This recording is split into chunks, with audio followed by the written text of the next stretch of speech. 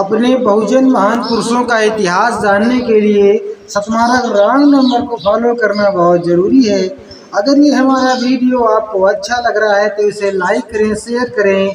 Subscribe नहीं किया है तो सब्सक्राइब जरूर कर लें। नमो बुद्धाय। नहीं कर सकते तो कम से कम इतना तो करें कि अपने बच्चों को शिक्षा दें, ताकि वो भी पढ़े और वो भी जान सके कि हमें आर्टिकल 19 क्या देता है और संविधान हमें क्या क्या मतलब छूट दे रखा है।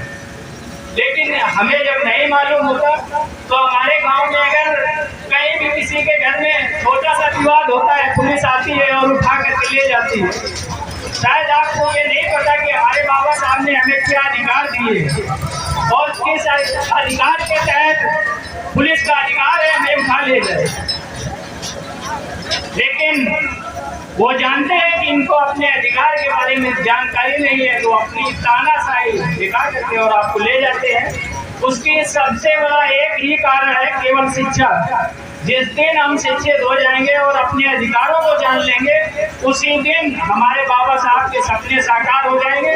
इसी के साथ यहाँ पर उपस्थित समस्त सम्मानित बुजुर्गों को नमन करता हूँ और मेरे हम उम्र साथियों सभी से आग्रह करना चाहता हूँ कि इस जो हमारा आज का एक कार्यक्रम है, इस कार्यक्रम को सफल बनाने में जिन्होंने अपना विशेष सहयोग दिया उनका मैं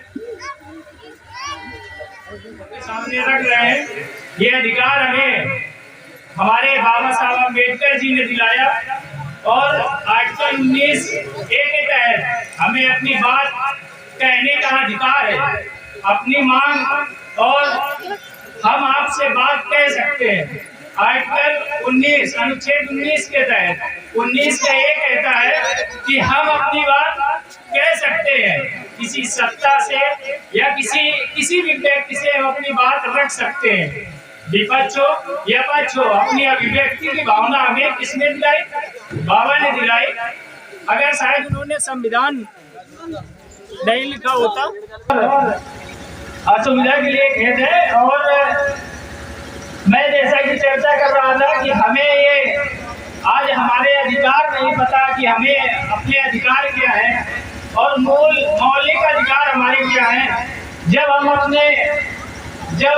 हम स्कूल जाएंगे, शिक्षा ग्रहण करेंगे, तभी तो हमें हमारे अधिकार, मौलिक अधिकारों के बारे में जानकारी होगी। अनुच्छेद 19 के कुछ आर्टिकल हैं और जो मैं आप लोगों के सामने साझा करना चाहूंगा कि अभिव्यक्ति की भावना, अर्थात हमें अपनी बात रखने की भावना, हम किसी पक्ष या विपक्ष से बात रख सकते हैं। और 19 का भी कहता है हम संगठन कर सकते हैं। और जो आज ये कार्यक्रम चल रहा है ये 19 का C है, अर्थात हम सभा कर सकते हैं। आप समझिए हमारे अम्बेडकर जी ने कितने अच्छे तरीके से संविधान को संजोया और उन्होंने सबसे पहले कहा हम अपनी बात किसी के सामने कह सकते हैं, ये हमारा अधिकार।